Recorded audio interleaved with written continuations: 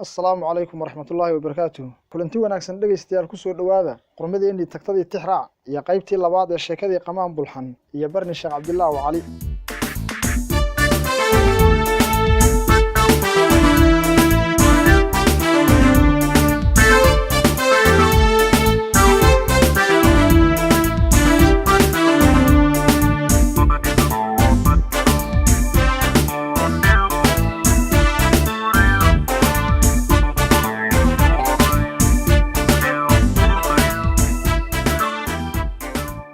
dhageystayaal qaybtii hore ee sheekadu waxay inoo mareysay qamaan bulxan oo abuuray ciidan beeleed xooggan kadibna ciidamo uu hogaaminaya ay u anbabixeen dhinaca iyo berbera halkaas oo ay kula soo kulmeen farasaabkii Ingiriiska u qaabilsanaa dhulka Soomaalida ee la oran jiray Arshar ninkaas oo sida la sheegay si fiican u soo dhaweeyay kadibna si fiican u soo sagootiyay qaybta labaadna halka ayaynu ka sii anbaqaadaynaa haddii eebba ilmo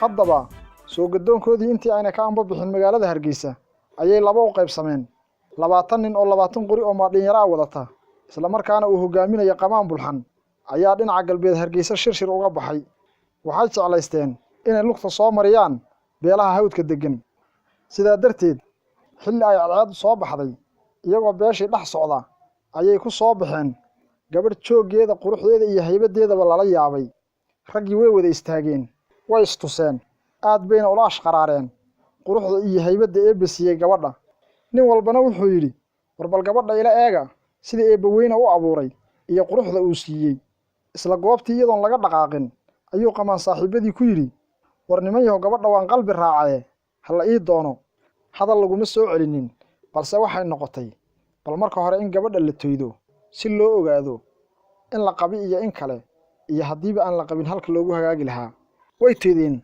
war gabadhu waayo waa iskuul oo ay ka tahay reer Faarax Guuleed waa barni waa ila Sheekh Cabdillah oo Cali markay aqoonsigeedii heleen isla markaana ay ogaadeen inaan gabadha la qabin ayay isla markiiba go'aan ku gaareen inaan gabadha la gafin iyada oo loo marayo hilinkii iyo hanaankii dhaqanka oo loo geed fariisanayo dhanka kale waxa iyana jirtay rag aan qoladooda dumarka iyo guurka toona lagula tartamin inay isla xilliga barni u geed fadhiyaan qamaan iyo saaxiibadii ma ayna hakanin dhinaca kale ayay iyana uga geed fadhiisteen barni gabadha labada dhinac ay reerka looga geed fadhiyo waa barni Sheekh Cabdulle hase ahaatee tartankii loo galay waxa ku guuleystay qamaan bulxan oo gabadhii la siiyay kadib isaga saaxiibadii markii ay sameeyeen arrin la yaabay dhacdo laga facay oo qofkii joogay iyo ku loo sheegayba ku noqotay dhabaniyo dhafoor rahays taas oo la arag oo la maqal maalinta ka hor mana filayo kadib in la maqlay maxay tahay waxay gabaati u bixiyeen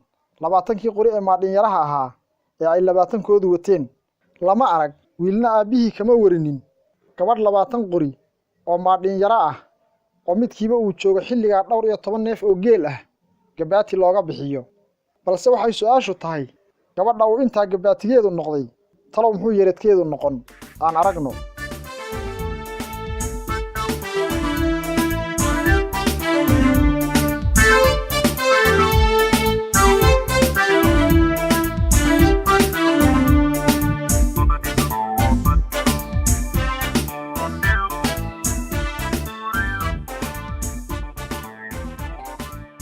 qamaan iyo ragiisii markii ay barni meel ku ogaadeen ayay amba baxeen oo u kaceen deegaankoodii inta kadib geel fardo lo xoolo wuxuu lahaa iyo wuxuu heli karayba qamaan yarad buu uga bixiyay barni sidaa darteed markii qamaan loo dhisay barni wuxuu la soo guuray deegaankiisii garloo gubi iyo qorraxay rag geel fardo iyo maal adduunba waad haysataa barni oo naaga ugu qurux badanna waa afadaada iyo inay u ahaatay ayuu qamaan naftiisa u sheegay markuu barni dayaba isha u qabowda qalbigu ka farxaa ragna waa ku kuumay tolowse farxadda ilqabowga iyo qalbi deganaanta qamaan ma loogu wadi doonaa mise rag damac iyo dacar baa laysee quruxda barni waa loo qoonsan doonaa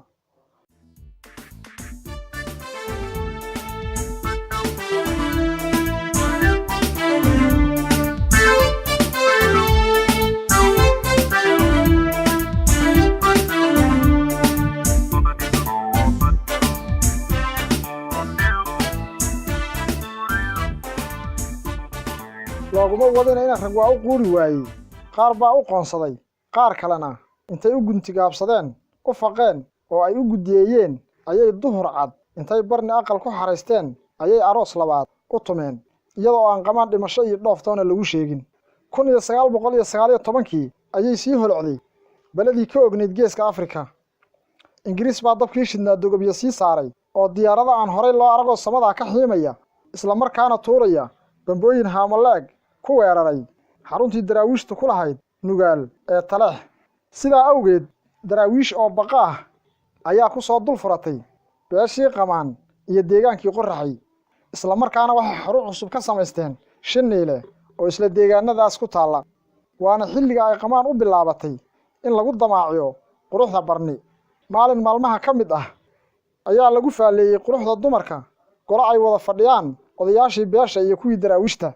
malahayga nin daraawiish ka mid ah ayaa yidhi dumarka deegaanka Qoraxay tuma ugu qurux badan. Sayid Maxamed oo goobta fadhiya ayaa su'aashiisii xoojiyay oo yidhi annagu haddaanu nahay reer Nugaaleed waan saween naqaanaa oo haweenkanaga waxa ugu qurux badan Bulla Cali Shire iyo Raaxo Sheekh Cabdilla Xasan ee idinku haddaa tiin reer Qoraxay naada Cali Buraale waa samatar la oga intiina kale tuma afarta lagu fiiqaa afarta dhinac baa hal mar af labadii laga yiri sayidiin deegaanka Qoraxay ama Webi Shabeelle xagga quruxda dumarka waxa afarta lagu fiiqaa barni Sheekh Cabdilla oo Cali. sayidkii waa mar labaad yiri oo daraawiishay barni yaa qaba waxaa loogu jawaabay sayidiin barni waxaa qaba qamaan bulxan. qamaan laftiisu goobtu fadhiyaa markuu hadalka maqlayna aad buu uga naxay. kadib sayidkii oo hadalkii sii wata ayaa yiri war qamaan maandhow adigu gaal baa tahay oo meherba kuma hayee maad sheekhada ii keentid. qamaan bulxan oo raganimadiisii uu isku tiilay ayaa ugu jawaabay sayidiin hadda darwiish daacad ah oo qusuusida ka mid ayaan ahaye hala ii daayo. sayidkii baa isna ugu jawaabay maandhow lagu daa. maalintaa kadib walwal iyo walaac baa ku soo kordhay qamaan. su'aalo badan buu isweydiiyey armay quruxda barni ku galaafataa oo inta lagu xujeeyo lagu dilaa si loo helo barni maxaad samaysaa ma galabtaad la carrawdaa ma caawaad la guurtaa. qamaan oo cabsi wadnuhu ruxmayo ayaa su'aalaha iyo kuwa la mid ah ku talamay sababtoo ah qamaan wuxuu kala dhex taagan yahay Sayid Maxamed iyo barni Sheekh Cabdulle. dhinac waxaa taagan gabadhii uu dhaafsaday 20 qori ee maadhin yaraha ah iyo wuxuu xoolo lahaa iyo wuxuu heli karayba isla markaana uu geeri ka xigo in ay nin kale gacantiisa gasho. dhinaca kalena waxaa taagan Sayid Maxamed oo ah nin aan kaftamin seeftiisuna bannaanka taalo oo wixii uu damco haddii ay la noqoto inuu rag madaxa uga jaro aan u daahin. dhankuu dayaba labadaa darbi buu mid hardiyaa. adba aan ku weydiiyey qamaan miyuu ka duwan yahay nin raxan libaaxiya dhex taagan inuu tallamo oo uu halkaas sii taagnaado ayaaba taakarooni ah. si kastaba ha ahaatee qamaan xaaladii way ku cakiran tahay. waa hogaamiye waa nin aan bulshadiisa ka bixi karin sidaa darteed uma fududa inuu baxsado. dhanka kale xaaladda uu ku sugan yahay ma aha mid uu ku gam'i karo ee talow maxaa xigi doona.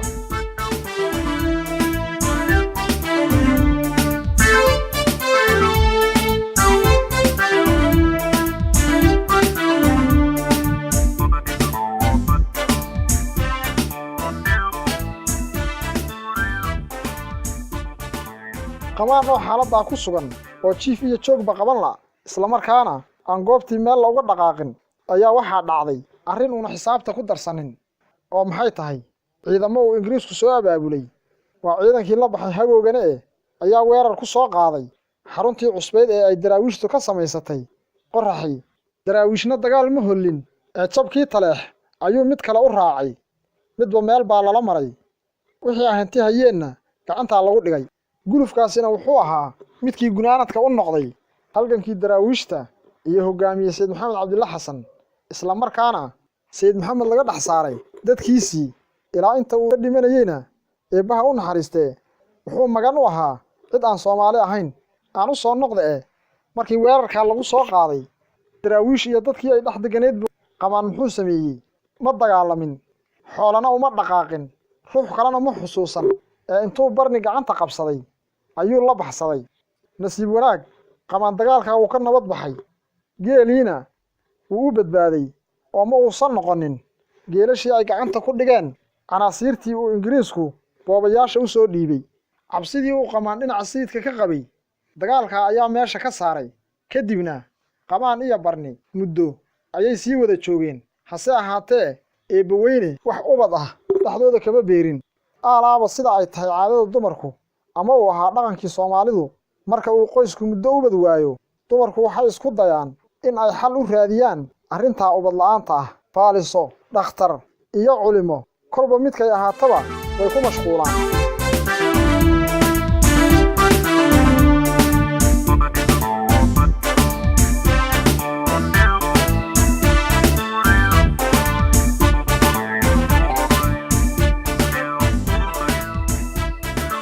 sidaa awgeed barni waxay u tagtay faaliso. kadibna waxay u timid qamaan. waxay ku tidhi, qamaan, waxaan jeclaan lahaa inaan ubad kale helno. waxaan u tegey faaliso. waxay igu tidhi, saar baa ku haya, mashaayikh baa dhashii kaa xidhay, ee waxaan doonayaa in aan magaalada aado oo aan saar iska soo tumo, iska soo cuudiyo, wixii aan u baahnahayna aan ka soo adeegto. qamaan baa ugu jawaabay, barniyey, makhraatibaad iiga tahay adiga mooyee inaan haween kala diiday. inaad ubad dhashana waan wada jecel lahay, ee ma dhici kartaa inaan xoola kaa lex jeclaysto? maya bay ugu jawaabtay. kadibna wuxuu sii raaciyey, barni, xageed rabtaa inaad aaddo? ma berbera mise adari? barni waxay ugu jawaabtay, qamaan, waxaan jeclahay inaan berbera aado oo waxaan doonayaa inaan biyaha baddana ku soo maydho. kadibna qamaan intuu dhaqaaqay ayuu geelii, lo'dii iyo adhigii midna ma uusan dhaafine intaba isu maray. ayuu goolal, koramo, wanan iyo dibiba soo agtubay. kadibna ku yidhi, kaxayso, magaalada aad, waxaad rabto iyo waxaad jeceshahayba ku soo qabso, nabadgal, nabadna ku soo noqo. barni way amba baxday iyadoo wadata goolal kurusku dheeraaday, koramo, wanan, dibi, orgisogobi ah, tabadiyo iyo qumbayaal subag ahoo dhooban. waxay sii socotaba berbere ayay tagtay. sacabkay marisay, saar baa laga tumay, maryo xijaar ah, subeeciyad shixiri ah, dareemuus xaydar cibaadi ah, maamiyad hindi ah, khayli maandheeri ah, qool cunaabi ah, murriyad iyo hilqado dananaya, udug waxay isheedu qabatay iyo wixii loo sheegayba mid walba ka 4 shay bay ka iibsatay. dhinac walba ayay suuqii u gashay, way ka soo dhammaysatay wixii adeeg ay u baahnayd. kadibna waxay nafteeda u sheegtay, kol haddaan bishan iyo bisheer soo maqnaa oo aan maal badan bulay, waa eebbe mahaddii waan gaadhay muraadkii aan lahaa. gurigeygiina waa ii baahan yahay. qamaan bulxanna waa i sugayaa. haatanna ciddii waa bankii qoraxay iyo ceelkii garloo gube, ee waa inaan amba baxo oo aan raaco moosinka baxaya. barni iyadoo cagaha jiidaysa oo wadata wax alla wixii adeeg ay u baahnayd ayay ka amba baxday berbera. kadibna iyadoo la socota safro badan oo is uruursaday ayay la kulmeen qolo xagga reerkoodii ka timid. way iswaraysteen, waxayna u sheegeen in reerkoodii uu degan yahay hadoodisha, isla markaana uu nabad qabo, barwaaqo iyo waxaan lagu waarayninna ay ku jireen. mid baa u raaciyey, barniyey, dhowr gu oo tegey ma aadan arag reerkiinnii, ee maxaa ka fiican inaad raacdo safraha reerkii u socda oo marka dayrta bari ciddu u guurto intaad ka sii dhibaad qaadato aad sidaa ku tagta reerkaagii. habaarqabaa sidaa kula teliyey barni. dhegaystayaal, halkaa ha inoo joogto waa inoo mar kale iyo qaybta saddexaad haddii eebba idmo.